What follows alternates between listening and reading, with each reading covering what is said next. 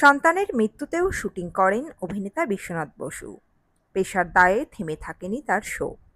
জীবনের সবচেয়ে কষ্টের সময়েও পেশাদার থাকেন অভিনেতা। জানেন কি ঘটে এই অভিনেতার সঙ্গে? বিস্তারিত থাকছে প্রতিবেদনে। বন্ধুরা, চ্যানেলে নতুন হলে চ্যানেলটি সাবস্ক্রাইব করে রাখতে পারেন ও ভিডিওটি শেয়ার করতে পারেন। বাংলা বিনোদন জগতের এক চেনা মুখ, যার স্বতঃস্ফূর্ত উপস্থিতি দর্শকদের মুহূর্তে মন ভালো করে দেয়, তিনি অভিনেতা বিশ্বনাথ বসু, যিনি পর্দায় হাস্যরসের জাদু ছড়ালেও ব্যক্তিগত জীবনে বয়ে বেড়াচ্ছেন এক গভীর যন্ত্রণা, এক অভিশপ্ত অধ্যায়, যেটা হয়তো অনেকেই জানতেন না।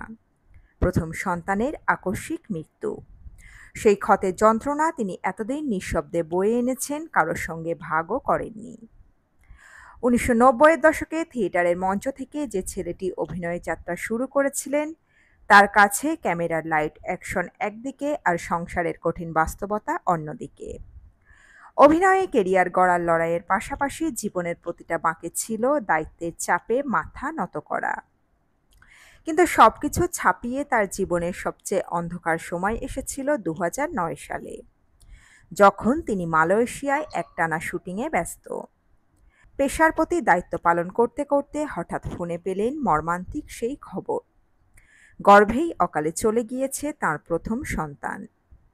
তখন দেশে স্ত্রীর খারাপ অবস্থা, আর বিদেশে ক্যামেরার সামনে দায়িত্ব পালন, দুটোর মাঝে দাঁড়িয়ে ছিন্নভিন্ন হয়ে গিয়েছিলেন বিশ্বনাথ। মন চাইছিল সব ফেলে দেশে ফিরে আসতে, কিন্তু ভিসা, প্রোডাকশন, ফ্লাইট সবকিছু আটকে রাখছিল তাকে। চেয়েও ফিরে আসতে পারেননি, এক প্রকার নিরুপায় হয়ে। শেষ পর্যন্ত শুটিং চালিয়ে যাওয়াই ছিল একমাত্র উপায়। একের পর এক দৃশ্যে নিজের চরিত্রে ডুবে থেকেও প্রতিটা শটের পর চোখের জল লুকিয়ে পড়ে থাকতেন অন্ধকার কোণে।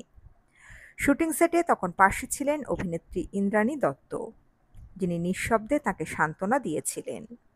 অন্যান্য কলাকুশলীরাও বুঝেছিলেন পরিস্থিতির গভীরতা, কিন্তু সেই সময়ের অসহায়তা, দুঃখ আর অপরাধবোধ আজও তাড়া করে ফেলে তাকে। স্ত্রীর বুকভাঙা কান্না ফিরেই সামলেছিলেন, কিন্তু বাবা হয়ে সন্তানের মুখ না দেখতে পাওয়ার যন্ত্রণা কোনো শব্দে প্রকাশযোগ্য নয়। আজ যখন বিশ্বনাথ পর্দায় মানুষকে হাসান, তখন হয়তো দর্শক টেরই পান না এই মুখটার আড়ালে এক অপূর্ণ পিতৃত্বের চাপা কান্না আছে। জীবনের সেই অধ্যায় তাকে শিখিয়েছে যে কিভাবে একসঙ্গে বয়ে বেড়াতে হয় দায়িত্ব আর শোক। আর তাতেই বিশ্বনাথ বসু শুধু একজন দক্ষ অভিনেতা নন, হয়ে উঠেছেন সবার প্রিয় মানুষ। তো বন্ধুরা, এই প্রতিবেদনে ছিল এতটুকুই।